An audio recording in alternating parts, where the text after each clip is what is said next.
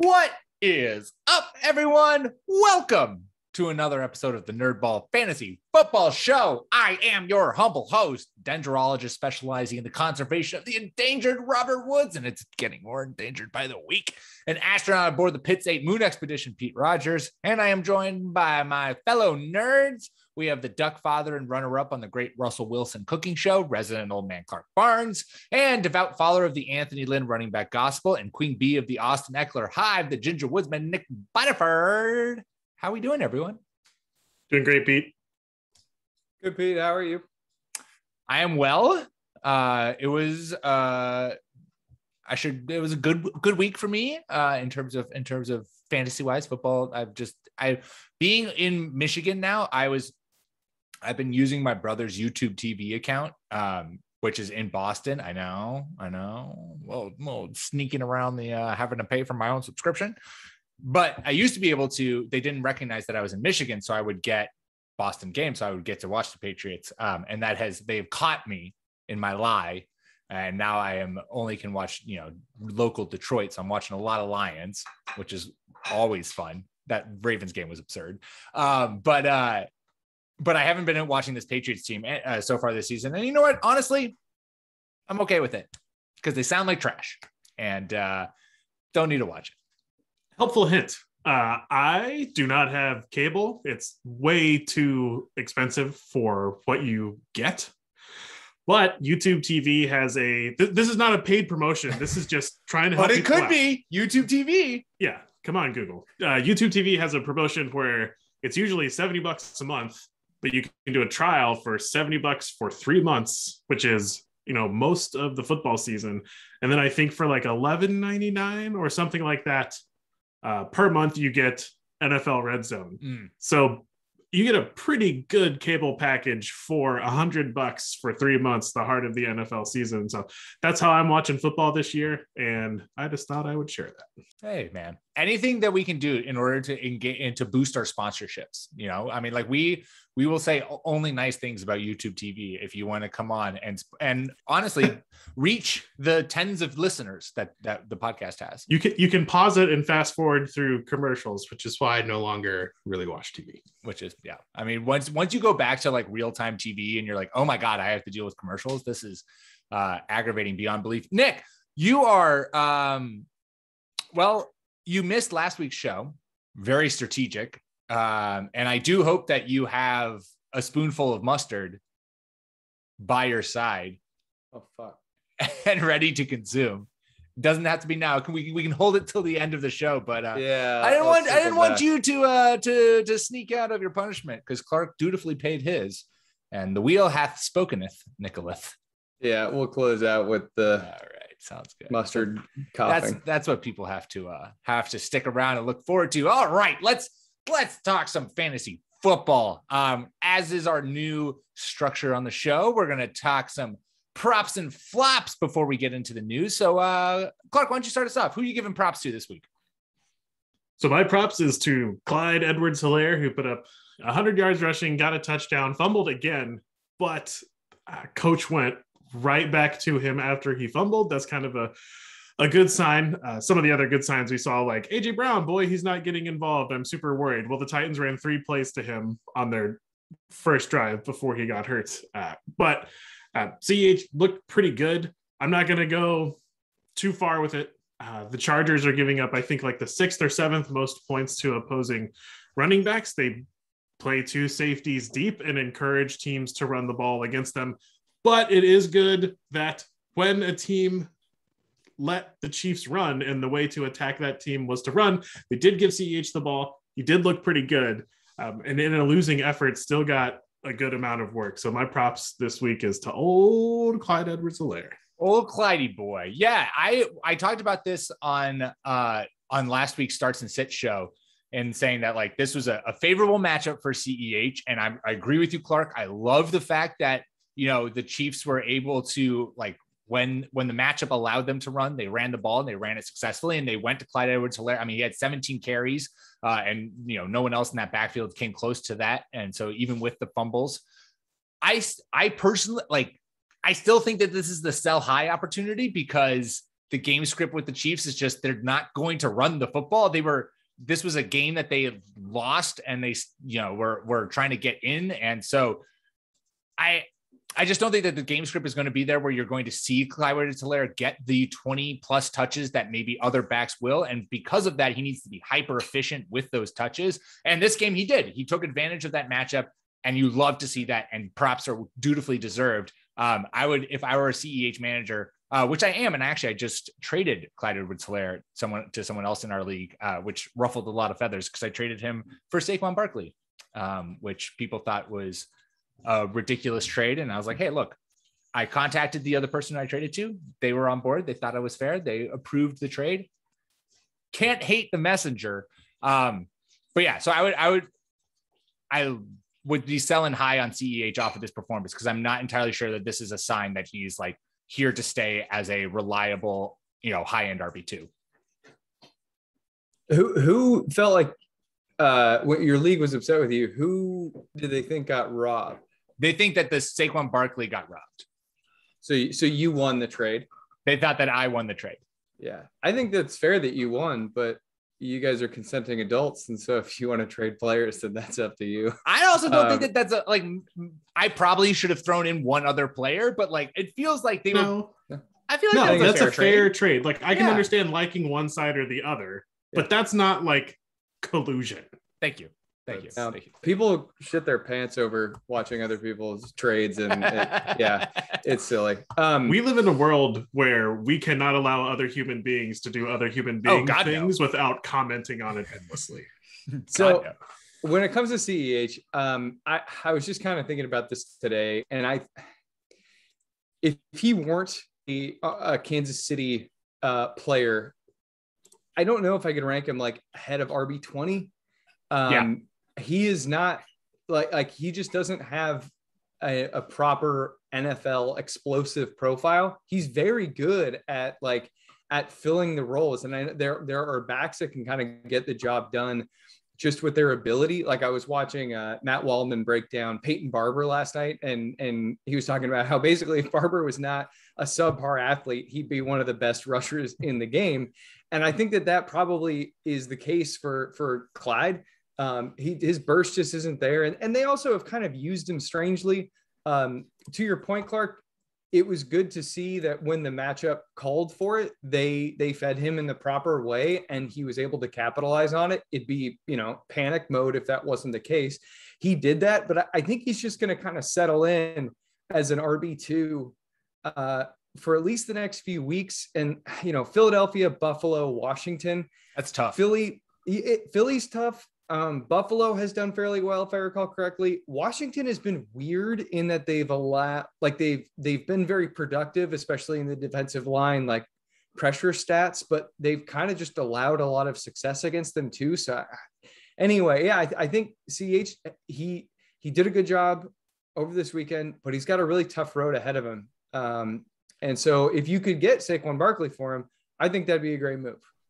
Yeah, just to tie a bow on this, last week we talked about the panic meter for CEH, and I said I was starting to get really worried. Y'all have nailed it in that a game where he was expected to do well, he did well. So I just think that has now capped his floor as, okay, not a top 5 running back, but we don't have to panic and sell and worry that he's going to lose the job either. Yeah. Yes. I think you're totally right on that. How about the Chargers getting it done though and not losing this in the most Chargery of ways? They tried. I know they tried, and it felt destined to happen. And so good on the Chargers for being able to get this win. I was really wrong about Justin Herbert. I didn't really have many feelings about him at all, and just he's very good. He's very, very good. He is very good. And I think we're realizing just how very good he is, given the fact that all of the rookie quarterbacks this year are struggling. And obviously they didn't step into as good of a situation as Justin Herbert, but Justin Herbert's rookie year was insane. and we should all recognize that now and give it the love and support that it deserves. This Chargers team looking legit. Nick, who you giving props to? Brandon Ayuk. He has finally emerged from Kyle Shanahan's doghouse, thunderously so. Of the wide receiver group, he totaled the second most snaps in week 3 at 60. He was just 3 behind Deebo Samuel. He ran 39 routes. He was on the field for 44 pass attempts or dropbacks, I suppose.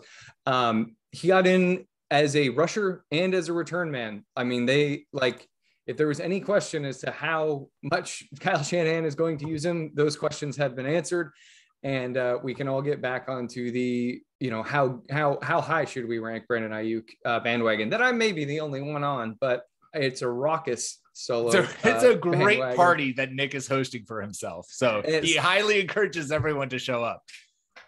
I think it'll be reasonable to plug him in as a flex next week, but depending on matchups and everything, I could see him squeaking onto the back end. Wide receiver 2 ranks. It's a low volume passing attack, and Kittle, he had 9 targets. Deebo had 10. There's a lot there.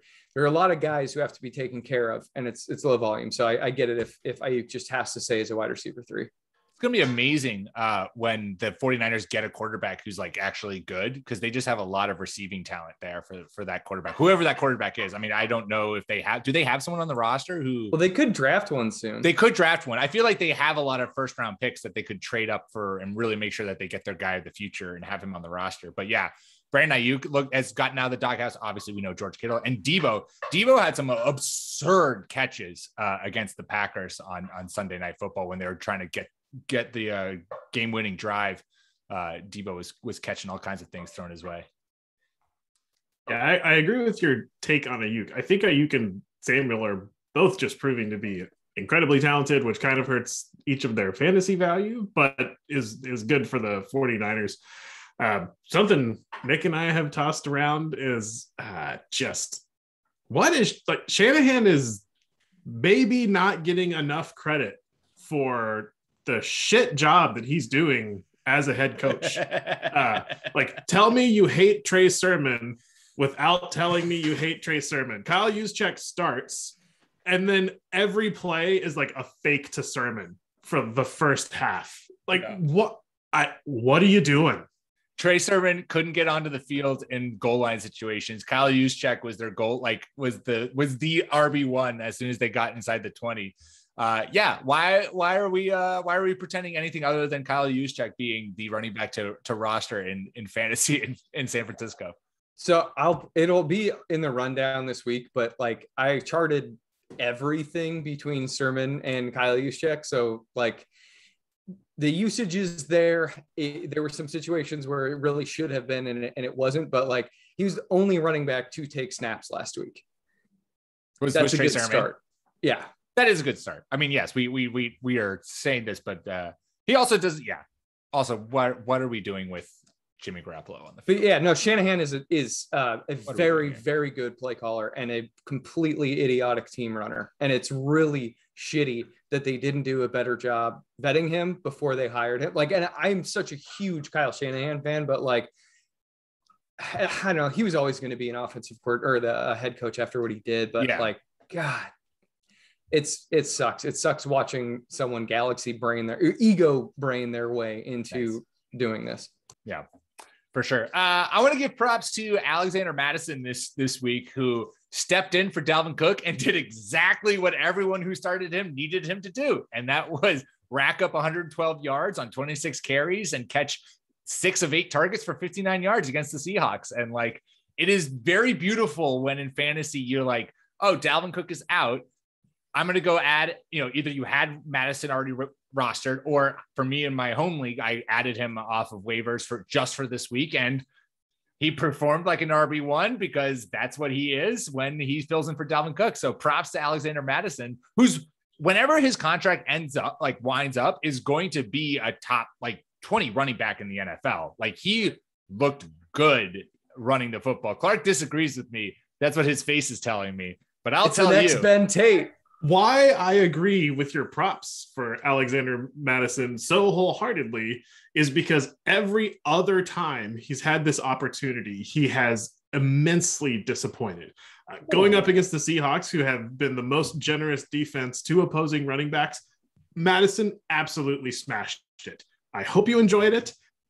That you should not expect anything else out of Alexander Madison. Okay. Allow me a little bit of string pulling here. Why don't we feel that way about Clyde Edwards-Helaire if that's the case? I do feel that way now. Like, you missed the show last week. There was a sea change. There was like, we just okay. I convinced Clark that it was that we were nervous. We were nervous. Yeah. I want to give me my Alexander. I've seen the light. So Madison has he had a standout bad performance last season, but he has played well on the few occasions that he's been given full workloads. The big thing is he's always been given full workloads. I don't know if he's going to succeed if he goes elsewhere. Sorry, the dog is very upset that he can't do yoga right now with my significant other, but I don't know if he's going to be successful if he goes somewhere else because this team does scheme their ground game really, really well. That's true. Like, it's kind of one of those, like, running backs don't matter. You can find a lot that are really good. And if you give one that's in an excellent rushing scheme, they can look like, like they're really, really good. They probably man, I don't know. They should probably let Dalvin Cook go at the end of his contract. Honestly, what they should do is they should implement the Cleveland Browns, backfield where you should balance those touches out a lot more and make sure that Dalvin Cook isn't getting run into the ground because the man has like surgically repaired shoulders that fall out every other game. But the thing is, you don't want to have to pay Dalvin Cook past this contract. What is this contract end? I don't know, but like there's to some degree you don't really want to extend. Anyway, we're getting into a kind of a dark territory. Clark, you were experiencing some feelings though. I want to hear what's going on over there. Clark wants every backfield in the NFL to be run by a committee. I'm fine with the committee approach in tonight's game. Last night's game, when you're listening to this, probably Dallas is deploying a committee the way that you want to. As one of like the biggest Zeke honks on the show, I think Pollard getting all of these touches is excellent for the Cowboys. Now, keep in mind, Cowboys just played the Chargers last week, and we're talking about how weak the Chargers are running the football. So, keep all of this in mind. I just, we don't need to spend any more time on it. I disagree about the evaluation of Alexander Madison. I'll just leave it. He's fine. All right, let's hand out some flops. Clark, you and I think our flops are similarly connected. So I'll let you tee it off, and then I'll continue take the reins from you. My flop is like a backdoor prop because I don't like being negative, right? So My flop is Calvin Ridley, and this could be Calvin Ridley, and everyone on the Falcons not named Cordarrelle Patterson. This team just looks terrible. Watching the Falcons and the Giants, I know the Falcons won. The Giants managed to give the game away. But if you watch both of these teams play, you're like, well, the Giants are much better. Their offense actually looks functional. It looks pedestrian and it looks antiquated and slow, but it looks like Daniel Jones has not reverted to an athleticism akin to mine and can still occasionally make passes. It is panic time for the Falcons. The Falcons, it is. So yes, the flops to the entire Falcons, also flops to Arthur Smith, who had fucking Kyle Pitts run 38 routes and targeted him 3 times. This is the entirety of this idea of like the Atlanta Falcons as an organization. Like, if you are going to go and draft Kyle Pitts at the number 4 spot as the earliest tight end ever taken, like he has to be schemed that, like, just in the way that like the Pittsburgh Steelers are like, we need to force feed Najee Harris the ball to justify the fact that we drafted him over an offensive lineman. The Falcons need to do the exact same thing with Kyle Pitts, because what they should have done clearly is, as Matt Ryan is descending into retirement, like in front of our eyes, they should have drafted a quarterback at 4 overall and not Kyle Pitts. And so if you need to justify that this pick was the right pick. And so it absolutely enrages me that in a matchup where Kyle Pitts could have had taken advantage of it, because the Giants did not play against tight ends well. They haven't to start the year. That, like, he saw 3 targets, which was as much as Lee Smith. And Lee Smith also scored a fucking touchdown. Like, Arthur Smith on my like dunzo list. Good Lord. I thought you were this offensive mastermind who crafted this Titans offense that brought Ryan Tannehill back from the dead. And yet now here's Matt Ryan descending into an early grave. And this Falcons offense, untouchable outside of Cordarrelle Patterson, which is the most absurd thing to say in 2021. Yeah, I'll chart all this stuff for the rundown. It is strange. What is happening is very strange. And it is either, yes, that we were all wrong and that Vrabel is actually like the mastermind here. And, or, I mean, so Clark, hop in here in just 1 second. But I guess I'm encouraged by what I'm seeing in Tennessee with the way that they did the Todd Downing thing in week 1 where they, they barely used PA and then they got back to it and they got back to it in a big way this week. Was he telling Arthur Smith to do that? Was he like, I mean, I know that Smith play called, but like, did Vrabel just hand him the playbook? So you make a really good point here. The Titans seemed to remember what worked for them halfway through the Seahawks game and have looked really good for 6 quarters after that. I hesitate to throw all of this on to Arthur Smith because of watching Matt Ryan play. He in particular looks very poorly out there. So maybe Arthur Smith isn't an offensive genius. Like that could also be the problem. But Matt Ryan looks like he's never looked this bad. I mean, it's 3 games into the season. Maybe he'll go see a sports psychiatrist and sort it all out. But like he has looked awful. Your favorite team has to have one of these quarterbacks under center for the rest of the season. Who would you rather have, Matt Ryan or Ben Roethlisberger? Ryan.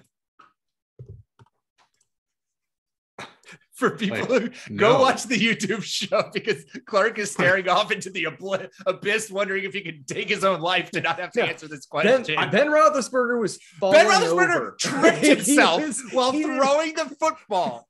Multiple times God. He landed on the ground with no rushers around him. There are a few things I am enjoying more in this NFL season than watching the descent of Ben Roethlisberger.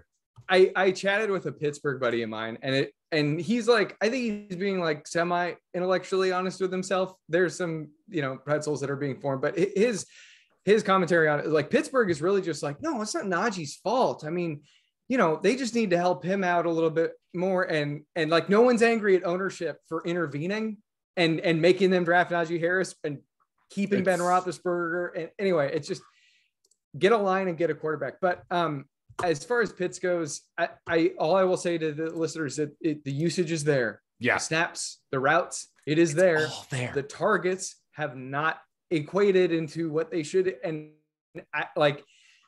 you got to hold, like, we're just in a storm and you're up there like fucking messing with the sail. So you just got to hold on to that rope ladder for dear life.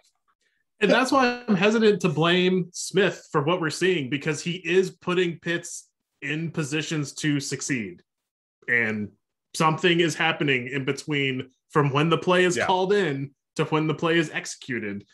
Pitts, and most importantly, I have now lost my perfect record of top props with Kyle Pitts going under 55 yards receiving, which I thought was like easy. Of all of them that I've done, I was like, that's the most sure thing for sure. Yeah. Bummer. Nick, wrap up with our flops.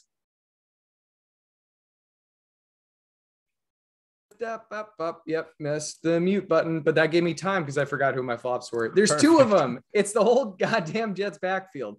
So Tevin Coleman, the aged and wizened Tevin Coleman doesn't play this week, and so it was Michael Carter time and Ty Johnson time. I don't need like Michael Carter 2 catches for 5 yards. How do you do that? This Jets team looks so unbelievably bad, and I don't think that it's all just Mekhi Becton being out. I don't know how they get back on track, but I guess the one thing I think here, to use what Clark was saying, to put a bow on this, it might have been Von Miller. It might have been Vic Fangio and Von Miller, and that is not to say that these guys are going to turn around and become like high-end running back 2s. But I do wonder what the schedule, might hold for them in the next couple of weeks. Tennessee and Atlanta, those are two defenses that they could kick the hell out of. And maybe we're talking about this as like what kind of a flex these two backs are. I am concerned that Tevin Coleman will return because it was just an illness that caused him to miss time and not, an injury or a suspension where there should be a lot of time missed. So we'll see what happens. But if Carter and Ty Johnson cannot get the job done, sans Tevin Coleman over the next 2 weeks, or honestly, if not even one of them get it done in the next 2 weeks, just ditch the backfield altogether. Yeah. Yep. I think your advice is pertinent. I think that Ty Johnson and Michael Carter have both done really good things that makes me excited about them. If you completely forget the team that they're on and how bad the quarterback is playing, it's a rookie. So I'm not going to pile on, but sometimes quarterbacks get interceptions that aren't really their fault, or you can see I can see what you were trying to do there and the ball's tipped, or like you're just being aggressive and it is not looking good for the Jets early on in Zach Wilson's career. And that is sinking a running back cannot do anything because the Jets get down so early, they become one-dimensional. And then that makes Zach Wilson's problems even worse. Yeah. So I wrote about this in the week 3 recap over on nerdballff.com. Go check it out. But quickly, for fantasy managers who invested in Corey Davis and listened to the Corey Davis hype that we are espousing, don't panic. Be patient. He saw 10 targets. He is still their number one wide receiver. This offense is bad. I don't think he will be the, high-end wide receiver 2 that I certainly thought he could be. But the workload is there. And so don't panic in thinking that like, oh my God, abandoned ship. Like the Patriots game, he only saw 5 targets, and that's a classic Belichick, like gets in the head and completely psychs out the rookie quarterback. Against Denver, 10 targets, 5 catches, 41 yards. And like Nick said, they play the Titans, who've given up a ton of work to wide receivers so far, and the Falcons. And so if Corey Davis continues that high volume with those 2 games, that's a solid, flex to low end wide receiver 2, in my opinion. Yeah. And the one player on an absolutely horrible team that you can still kind of squint and start in fantasy is the number 1 wide receiver, because it doesn't matter how many interceptions the quarterback throws. It's still just more opportunity for the number 1 guy. Yeah. I know this Jets team offers so much promise. It's going to be really awkward when they get the number 1 pick. Yeah. And Zach Wilson has thrown like 35 interceptions and 15 touchdowns. And then they're going to Josh Rosen his ass. Maybe. All right. Before we get into the news, I wanted to tell you, dear listeners, about our Patreon. Patreon.com/nerdballff. We have all kinds of perks for those who wish to join, including joining our staff Discord channel to talk football during the season, our Starts and Sit hotline, where you can ask us your most pressing Starts and Sits question, and we will answer them, and be able to submit questions to be answered live on the show. So if you want to support us, and we appreciate everything you're willing to do, go to patreon.com/nerdballff. All righty then. Let us dive into the news now. And we have lots of injury news to get to. But before we do that, I wanted to start the news on a lighter note, because Josh Gordon is not only reinstated and back in the NFL, but he's joining the Kansas City Chiefs when he is ready to sign. And I have to say,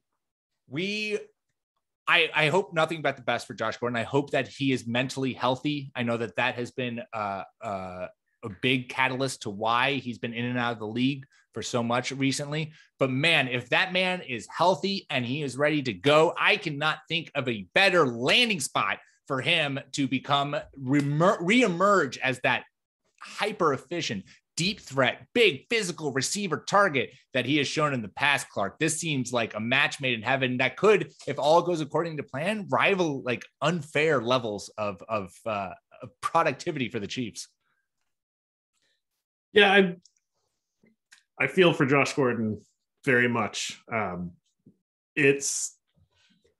Football is not really that important, and he is obviously having a really, really hard time. The NFL has contributed to that with their dunderheaded policies around recreational marijuana use, and I'm not an advocate for for doing drugs, but I am an advocate for not ruining a young man's life because he took a drug that shows up on a drug test for 30 days. So I don't know about the Chiefs. I mean, they don't, they have plenty of firepower. I think be more of an interesting football move for him to go to the Ravens, who apparently don't employ any wide receivers who can catch the ball. No, but Marquis Brown side of the league.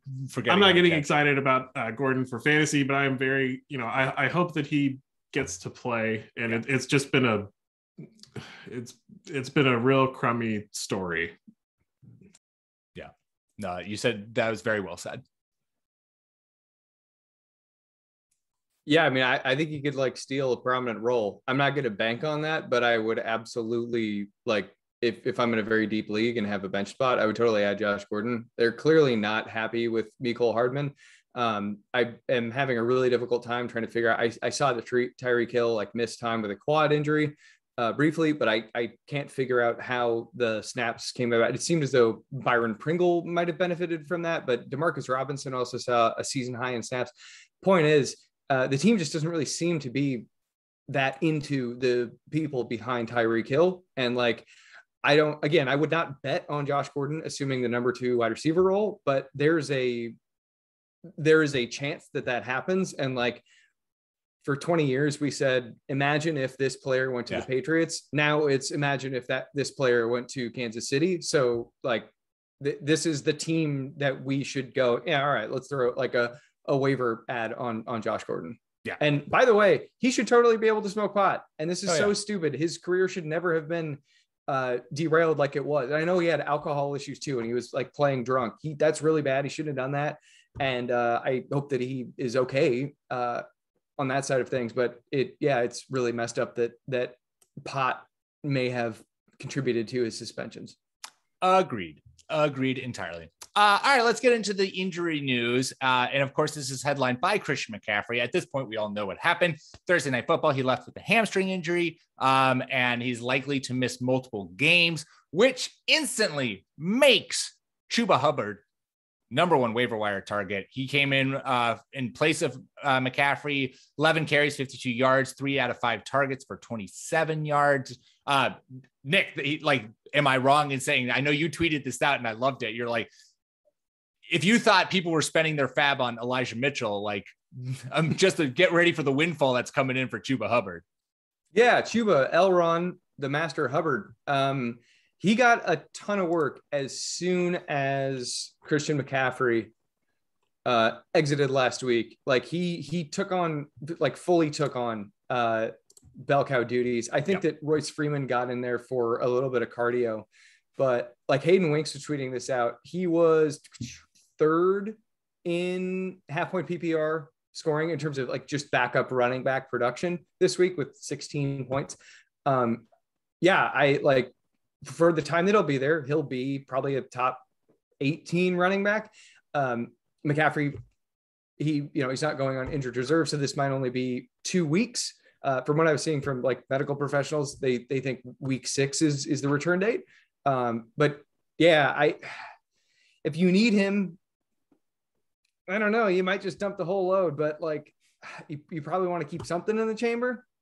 But yeah, this is like a guy. It's like what I was saying with Alexander Madison, where it's like Alexander Madison, you picked him up for the week and he did exactly what you wanted him to. We saw this last year with Mike Davis, where like a good running back or a serviceable running back in this Panthers offense, replacing Christian McCaffrey and getting the workload that Christian McCaffrey would get, it automatically gives you like an RB2 floor. And so I think if you need someone for 3 weeks, and there's no reason not to go get him. And I would say like 30 to 40% of fab would be honestly like the low end for me that I would spend on him. But yeah, I think 30 to 40%, if you really need a running back, is reasonable. And I think 20% is a good enforcement bid.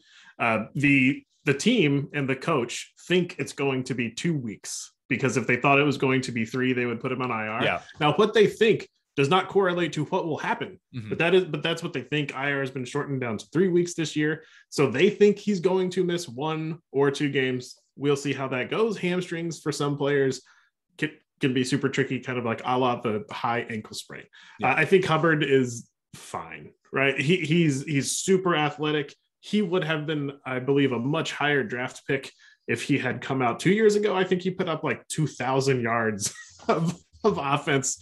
Granted, in the like super soft division that University of Texas plays in, I forget. I don't watch amateur athletes being exploited for millions of dollars. But Hubbard is going to produce. I mean, we saw Mike Davis do it, and we saw them go to Hubbard immediately. Again, Royce Freeman got some work, but it was very much Chuba Hubbard's ballgame. Yeah, there was nothing to worry about. More backfield injury news. James White left the Patriots-Saints game, and he left on a cart with a hip injury, which is never a good sign. And that has since been described as a subluxation of the hip. And is out indefinitely, which basically I think it means like the socket pop, like the boom popped out of the socket, which it's a partial dislocation. So that's obviously sucks. With White out of the game, Kendrick Bourne saw 8 targets and 12 targets between both tight ends. Jacoby Myers, 14 targets. Like, you can invest in one of those guys if you want to. Honestly, this Patriots offense, like I said, looks really bad. Jonnu Smith had an absolutely awful game where he dropped 4 balls and one of those went for an interception and almost went for a pick 6. And he just was absolutely a drive killer for this offense. I think that this helps raise Damian Harris's floor just because you have less running back competition back there. But honestly, this Patriots offense looks really stuck in the mud and doesn't really know what they're doing. So fantasy wise, I'm not really too excited about anyone here with White, getting injured. I mean, I think JJ Taylor's totally an ad in PPR leagues. I think so. I think he can be. I don't necessarily know how much. It depends on whether or not Mac Jones looks to him and they call plays for him like he is their James White pass catcher out of the backfields. I think it depends on whether or not they're going to like make that his role or if they're going to split that between Damian Harris. I think if you're in a deep league and JJ Taylor is out there, like 100%, I have him stashed on one of my dynasty leagues. And I've had him for a couple seasons now since he came into the league, just because he has gotten good pub and in the preseason he's shown it. It's just a matter of, I don't know. It'll be interesting to see how much work he actually gets moving forward and how much of this maybe then the target share comes away from the backfield and more forward to Jonnu Smith and Hunter Henry both saw 6 targets. Jacoby Myers saw a bunch, and Kendrick Bourne and Nelson Aguilar had 8 targets. And I mean, Mac Jones threw it 50 times, so they had to spread the targets around somewhere. 50 times for 75 air yards. Yeah, it was awful. The Patriots offense looks like trash. I think it was Pat Carrain that said that Ramondre Stevenson owns the highest yards per route run of any college running back or something. So I don't think Damian Harris is going to get that much more work. I think it'll either be Stevenson or JJ Taylor. I think Taylor was kind of the direct White backup in the preseason. For people who want to go watch film on it, Jay Moyer, I think it's Jay Moyer FB on Twitter, has done a lot of little short film breakdowns on him and absolutely loves him. I think if you need an RB 3/4 borderline guy in full point PPR, I probably not. Screw it. I mean, half point PPR. If he's going to get the looks, I would speculatively add Taylor. I mean, if he's going to see 5 to 6 targets a game, that's a solid enough floor for PPR leagues. AJ Brown played 8 snaps and then left with a hamstring injury and is now listed as day-to-day. Clark, this is obviously the last thing fantasy managers want to hear after Brown's slow start to the year.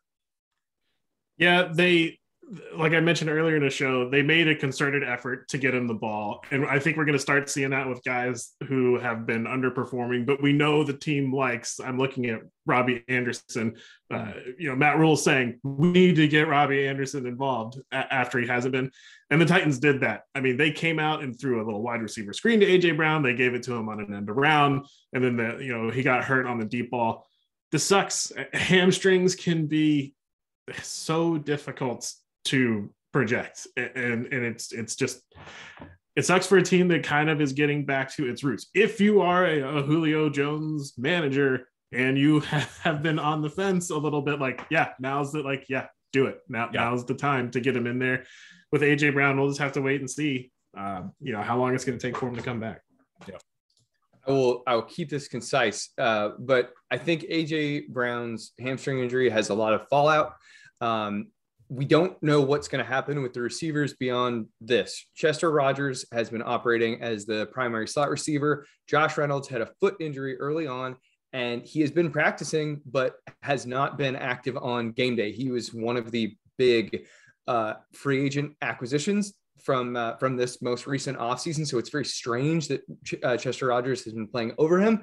Maybe they activate Reynolds, but Nick Westbrook-Ikhine was the guy who came in and played on the perimeter in replacement of AJ Brown. Julio Jones has not been able to take on a full workload because he's been, quote, getting tight. That's what Vrabel was saying today. It's probably his hamstring. He had a lower body injury that we all presumed was his hamstring. And I want to call back to something that we talked about, I think, like pre-week one, where Dr. Morse broke down the fact he, knows a guy, he treats NFL players, who let us know that the Titans have, in his opinion, the worst hamstring protocol in the league. And so that's why he was so concerned with Julio Jones. Now, as far as that pertains to AJ Brown, dude's a beast. Maybe he'll be okay, but I would feel better if he wasn't on the team that a medical professional had said, yeah, this is the worst place to have that kind of injury. What I might look to do with Julio Jones is see if you could get actual wide receiver one trade value for him. You might be able to, given people's assumption that he's going to now walk into like that huge, maybe double-digit target workload. And I think if you want to do that, I agree. I like what Nick is suggesting. Do it this week. Do it before you see it. Yes. Make the trade with the person you're trading being like, oh yeah, I'm totally see Julio walking into 10 targets and being great, because it might not happen. And if it doesn't happen, Julio's going to lose all trade value. Stephon Diggs. That's the guy.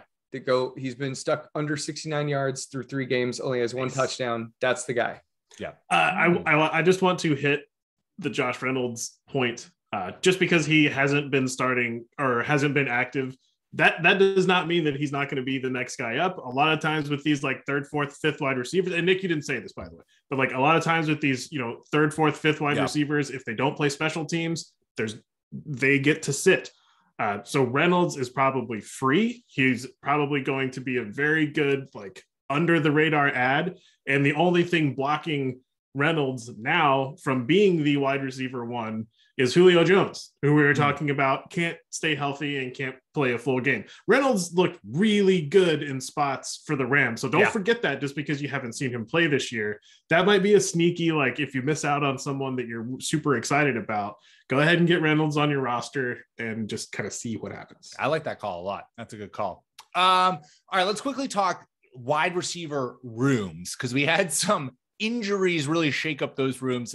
In Pittsburgh, Juju Smith-Schuster left the game with a rib injury. Deontay Johnson didn't play. He didn't even suit up because of a knee injury. Of course, this led to Chase Claypool seeing 15 targets and Najee Harris seeing 19 targets as Ben Roethlisberger threw for a 5.6 ADOT, which is just incredible. Also, we had Sterling Shepard and Darius Slayton both leave early for the Giants, which takes a huge hit to that wide receiver room with Kenny Golladay still coming back from injury. You have Kadarius Toney getting some work now. Finally, Evan Ingram has made his way back from injury there. And then finally in Tampa Bay, Scottie Miller just got placed on IR. And so he's now going to be out, and Antonio Brown was asymptomatic. So he's coming back at some point. Nope. I don't know. Nick's giving me eyes. Well, I think he did have symptoms. Oh, okay. He is vaccinated, but couldn't do a quick turnaround and produce negative tests. So he's still we don't know when he's coming back. Now he's still dealing with COVID. So those are wide receiver rooms that get a big old shake up. I'm losing faith in the Steelers receiving corps by the second. Nick, out of that group, what's the takeaway for you? For the Bucks, Tyler Johnson, because especially with Scottie Miller's toe injury. And then for Pittsburgh, I mean, we covered this in the rundown that Claypool was going to be the one to fill in for Deontay Johnson, and he did. And so that's awesome. If you're in like full point PPR deep format, Ray McLeod was the guy who filled in for Juju after Juju departed.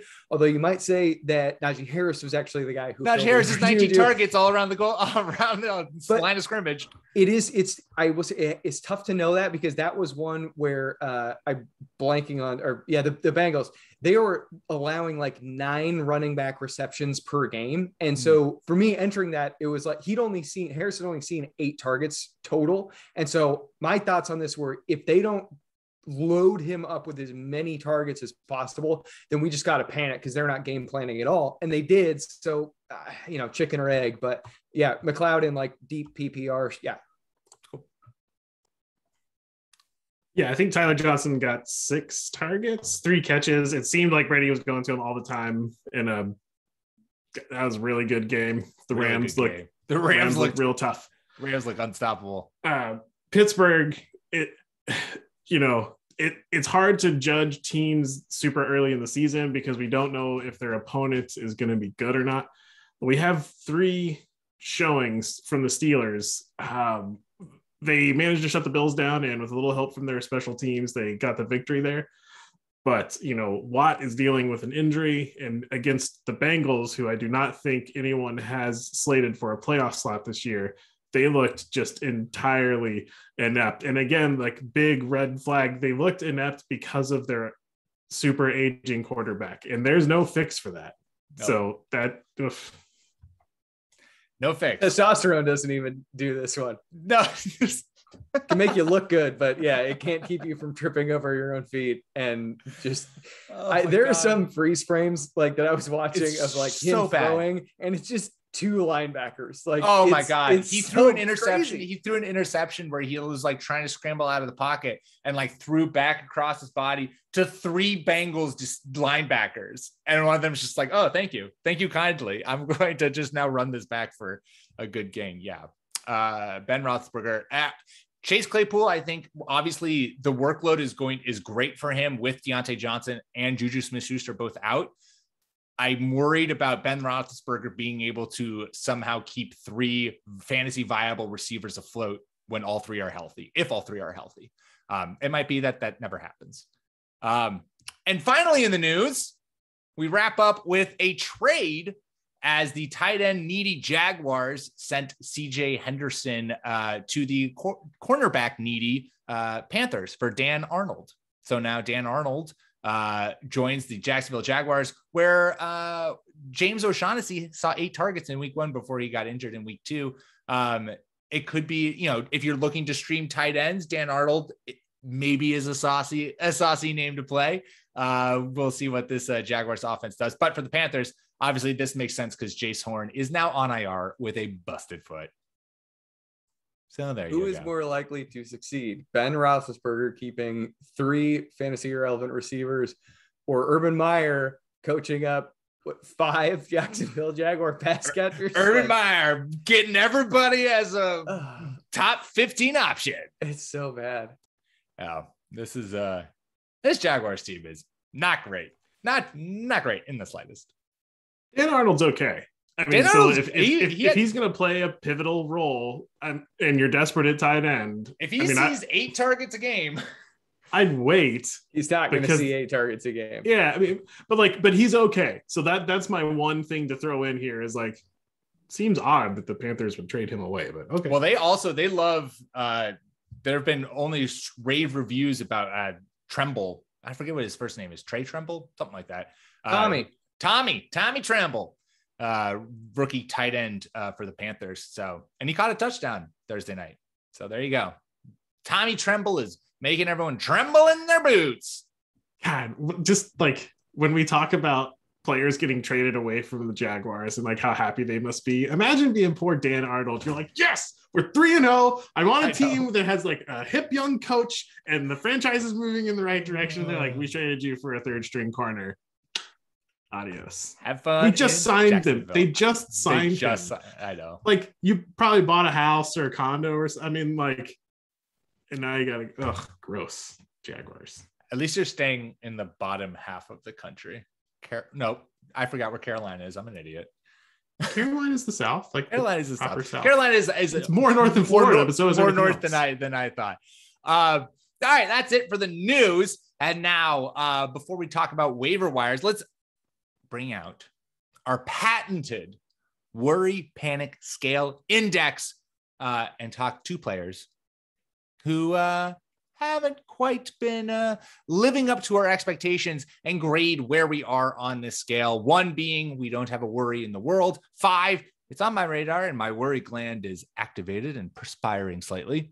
And 10 is the asteroid is here and all life as we know it is about to be erased from this green, glorious earth. Let us start with the running back for the Baltimore Ravens, who everyone was so excited about. And in week 1, lived up to the calling. Tyson Williams came out and looked great in week 1. This is per JJ Zachariason on Twitter. He has these fun facts. Week 1, Williams, 42.9% of the running back rushes in Baltimore, 13.8% of the team targets. In week 2, 52% rushing, 8% targets. And then in week 3, 33.3% of the rushing and 3.7% of the targets. His role in Baltimore has been on the steady decline over these last 3 weeks. Nick, where does your panic for Tyson Williams rest of the year fall on the worry panic scale index? So I'm trying to just pull up my notes here from when I was charting this earlier today, but like a 4. A 4. It seemed as though Latavius Murray was more so the guy that lost work to Devontae Freeman, but he didn't even really lose that much work. I don't know. It just, this seems like variance. I think he's still, the lead guy there. Obviously he's like poor man's J.K. Dobbins though, not J.K. Dobbins. Right. Yeah. Williams. I mean, I'm 4 or 5, not worried, but not worried because of his play on the field, worried because of the Ravens coaching staff. Maybe this one game is just they wanted to get Murray and Freeman in there. It looked like Murray and Freeman were in there more in like the high leverage situations where maybe they were supposed to stay in and block or do more complicated things that you might want to not trust a rookie with. Mm-hmm. But running the football, Williams still looks the most explosive and, the quickest and the fastest. So that doesn't mean he's going to get the most touches, but he still looks like the best running back. He's also the only back who was asked to run a route, and he ran 22. Yeah. So so that's my worry. I would say I'm like a 6-ish on him. In fact, actually in one of my dynasty leagues, I traded him this week actually, or today. Because one of the things that I'm worried about is the fact that it seems like he might be getting pushed more into utilized in the passing game, which on paper sounds great, but Lamar Jackson doesn't target his running backs. He targets wide receivers and tight ends. And if he needs to dump it off, he'll just run. He's not going to dump it off because he can't get away from pressure. Latavius Murray, 7 carries for 28 yards. Devonta Freeman, 3 carries, 8 yards. And Tyson Williams, 5 carries for 22 yards this week against the Lions. So I'm a little bit worried in just the sense that like, if he is losing touches or losing carries in this backfield to Latavius Murray, and then you need to rely on him being utilized. Like he ran, what'd you say, Nick? 22 routes, and he was targeted once. 22. Yeah, he ran 22 routes and was targeted once. So it's not necessarily, even if he's out there running routes, the ball's not really coming his way. So he is someone whom after a really strong week 1 and where you were like, oh, this is a role and we love this running game so much in Baltimore. He's someone who I'm tepid about, certainly. And so much so that, I traded him, but I'm not necessarily saying that that's the move for Williams, but I'm definitely nervous about him moving forward. Just, if you don't mind, a quick aside. What a game. What a game. What an amazing game. Baltimore did almost everything wrong on their last drive. They definitely should have had a delay of game. Definitely. At the end, and instead got to kick the field goal. Sammy Watkins, wide open green pastures, decides to cut it back inside. Lamar Jackson takes a sack instead of just flipping the ball in the middle, and then 66-yard field goal. But doinking by a guy who'd missed one earlier in the game from like 40 something. He doinked it back into it was insane. That field goal was absolutely ridiculous. Yeah, the Sammy Watkins play, like I watched that live and was shouting obscenities at my screen. I wasn't even like invested in the game. I was just like, how do you not immediately go out of bounds? Like, you're right. He caught it right on the sideline and then cut it back inside. I was like, Sammy Watkins, what are you doing? That was pure idiocy. Most of the people doing yard work in the Bow Skagit Valley that I live in heard me scream at the top of my lungs, what are you doing? It was almost as unforgivable as the 49ers leaving Devontae Adams wide open twice for the Packers to get down the field, lickety split to kick their game-winning field goal. Because, maybe you should cover the only guy who Aaron Rodgers is going to throw the football to in crunch time. But that's just me. Thank God Lamar Jackson remembered Mark Andrews does occasionally catch the football and appears to be open a lot. So It was good to see Mark Andrews get back into things. What is happening with Marquis Brown? Get some stickum on those gloves. Just coat it in glue, baby. Coat it in glue. He dropped like 2 sure touchdowns. Lamar Jackson is so good, and he has so much room to improve. Like, he's leaving so many plays out there. And, okay. All right. Back to fantasy. Back to the worry scale panic index of death. I added a lot more adjectives there. All right. Second on our worry panic scale index. Clark, we'll start with you. Jonathan Taylor, who has played under 50% of the Colts snaps the last 2 weeks, has had no work in the passing game. It's all going to Nyheim Hines, who wildly outproduced him in this past week because Carson Wentz had 2 bummed ankles and couldn't move in the pocket, and so I had to dump it off any sign of pressure, and has yet to score a touchdown. If you were a Jonathan Taylor owner or manager, Clark, where would you fall on the worry panic scale index in terms of his 2021 potential? So I just missed Taylor because he didn't fall to me in a spot that I thought was good. I think Taylor is really, really talented. Unfortunately for his fantasy GMs, Nyheim Hines is really good, and they really like to run a lot of screens to him. I'm going to put my worry meter at about like a 4 because I think the Colts are still getting used to things. Wentz is still warming up, and they're moving the football. Mm-hmm. I don't think that they're going to, make a deep run into the playoffs or anything, but they are running a functioning offense, and that he's not scoring touchdowns and not getting as much work as we'd like. If I had to bet, I'd say that evens out a little bit, and Jonathan Taylor fans are going to be well rewarded for their patience here. Nick, what are you feeling? So he's still, let me cycle through here. Jonathan Taylor is still seeing elite scoring position touch counts. So like he's getting all the work in the red zone. There's not happening. So he's second only to Christian McCaffrey in red zone carries with 12, and he is number 1 in the NFL for carries inside the 5 with 6. That's the kind of regression that you want to chase after. I think that that Carson Wentz doing the I can't remember the guy's name, but the Austin Power Will Ferrell character who he broke both of his legs and tried to walk away. Kind of, I mean, like you literally had him. Does he even have a name? It's like Mustafa or something. Oh my God, you're so right. It's not a racially sensitive character.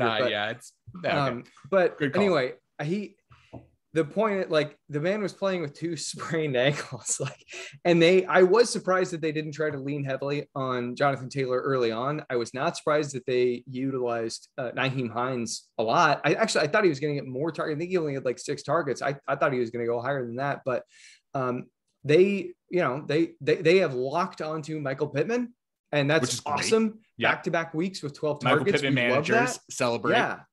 But Jonathan Taylor, I think that he's just going to keep getting the scoring position work. And as long as they keep making it to scoring position, like they are most of the time, then I think that that's going to turn around. That's another guy like shit. If you could get Jonathan Taylor for Julio Jones, I would do that. I would very much trade Julio Jones right now for Jonathan Taylor. Yeah. I think I'm honest. I'm on like a 2 for Jonathan Taylor in terms of the worry panic scale index. I'm on a 1. Sorry. I forgot to give my number. Yeah, for all the things that you said, Nick, where it's just like if his snaps and touches might fluctuate any given week with Nyheim Hines there, and Nyheim Hines is going to have some really good games just because he is their sole pass catcher. And it sucks that Jonathan Taylor isn't getting as much work in the passing game, but he is that red zone goal line back. And with the amount of work that he's getting in those situations is going to lead to positive regression. And when he starts scoring touchdowns, he's going to immediately launch himself into the RB1 category. And his usage up to this point should mean that he's scoring a lot of touchdowns. I think that there's no reason to panic if you're a Jonathan Taylor manager. I think you hold steady. If you want to try to buy low on Jonathan Taylor, 10 out of 10 endorse that decision.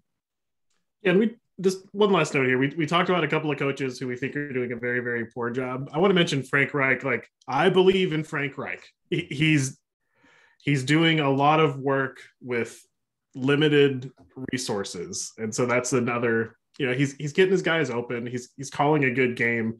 Like, yeah, the Colts are 0-3, but they lost to the Rams by 3 points. Mm-hmm. The Rams who just killed the Buccaneers, right? So like, I think better things are on the way for the Colts. Yes, I concur. All right, let's wrap up the show with one player who you're going to add off waivers. If you can add him off waivers. Clark, we'll start with you. Who are you adding off waivers? Mine is very practical. It's a 1 week rental. It's the Lions defense and special teams. Kind of hit on this at the top of the show. The Lions are good. They're going to be okay. They're not going to go to the playoffs, but they're not the absolute S show that some of us thought that they might be. And why the Lions is probably going to be the most added DST this week is because Matt Nagy, speaking of coaches who we have no faith in, will be their opponent. The Lions are going to play the Bears. Justin Fields, like, if you believe in Justin Fields and you're looking at his stat line and you're starting to panic, watch the game. Guy had no chance. He didn't look good, but he also had no chance. I didn't get to see anything to indicate that he is going to be good or bad. But what I did see is that I want to start the Lions defense against the Bears next week. Matt Nagy built a game script that was for Andy Dalton, despite having one of the most athletic quarterbacks under center for it. There was no rollouts. There was no motion. There was no, design QB runs. It was just like do a 5-step drop. And let's hope Jason Peters can contain Myles Garrett. And spoiler alert, he couldn't. It was a terribly called game from Matt Nagy. And so, yes, don't rush to judgment on Justin Fields off of that game. And the Lions defense, who, wasn't terrible. They just played the Ravens and, held their own to a certain extent. What did they do fantasy wise? I just had it up. They're just holding their own. Yeah. And as much as I hate the stupid, like intermediate school football team, like failure's not an option. Like, I hate all that stupid shit. We're professional. These are professional athletes. You don't have to do that. And that is what their coach is. Point being, that is how the Lions are playing also. Like, none of them look really good, but they're trying hard and they're getting close. Failure is not an option. Nick, who you adding off waivers? I was going to try to trigger you, but I'm going to pivot. I'll just say honorable mention is Tyler Heineke. And who are you trying to trigger, Clark? No, you, Clark, or no, Pete, because I think 3 years ago I suggested him, and you got very upset with me on a waiver wire show. 3 years ago, Nick. He had 13 points before he exited in the third quarter with 2 injuries. He played 2.5 quarters. He had 13 fantasy points. I love how Nick is like, I'm going to trigger you, Pete, from 3 years ago. I said Taylor Heineke was a great waiver ad this week because he's been amazing. Look how the tables have changed. Okay. So no, but actually, honestly, like, it's a little shaky. The point with him is that he's playing Atlanta. So like rock and roll. Guy that I really am interested in though is Sam Darnold. He's kind of on fire, and I know that he's played really crappy teams, but here's the thing. He gets another one. Dallas's front seven is totally obliterated. They've got some COVID issues. They have DeMarcus Lawrence is on injured reserve. Their offense will make Carolina just throw the ball nonstop. And Carolina's offense is really good. I know they'll be without Christian McCaffrey, but if that's going to make people fade him, then like, okay, great. You have a better chance at getting a guy who, I mean, His lowest yardage total through 2 games is 279 yards. He's gone over game. 300 twice. Yeah, I mean, Darnold against Dallas in week 4 seems like a very good candidate to finish as a decent quarterback one. Yep. No, I love that call. He's looked great. And you wrote about this in, I think it was the Thursday night preview you did for their game, where Sam Darnold also is kind of like has this blossoming rushing floor. And it's not that he's running for yards. It's just that when they get into the red zone, he'll find the spot and he'll take it. And he's, rushed for, I think, like 3 touchdowns so far this year.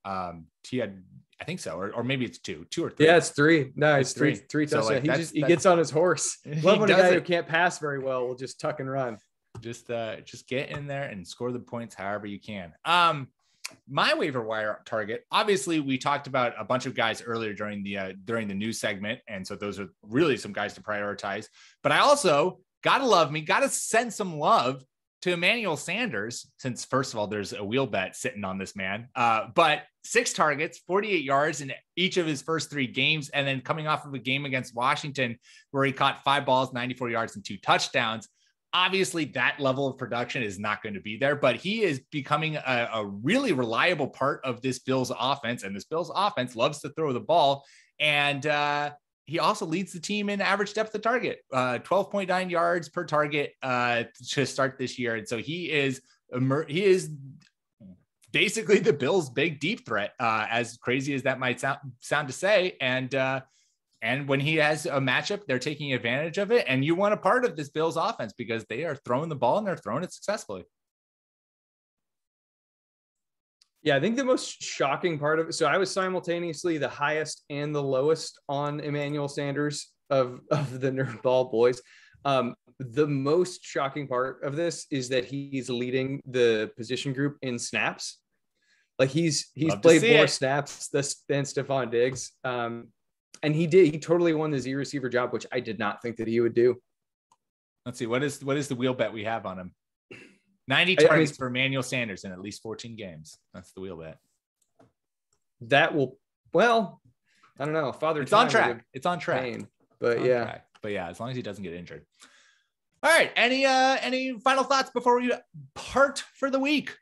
Nope.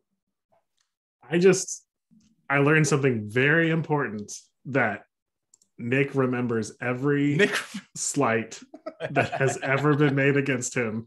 And I would just like to apologize for what is no doubt my hopefully reasonably sized file. I'm sorry. There's a quote from Fear Loathing 72 on the campaign trail where Thompson says, "I've never been one to hold a grudge any longer than absolutely necessary." And it's one of those that takes you on a little journey where you think it's going to go one way and then ends another. And yeah, I think that's a perfect thing to live by. Oh boy. That's all we got for you this week. Please rate and subscribe to the podcast and your podcast platform of choice. It really makes a big difference if you guys do go. So just drop 5 stars. It really helps us out and gets us in front of people. Make sure you follow us on Twitter at NerdBallFF. You can follow myself at Peter M. Rogers. Follow Clark at NFL Clark and Nick at Ginger__Nick without a K. And of course, make sure you check out all the amazing content that we're putting out over on the website, nerdballff.com. Until next week, my fellow nerds.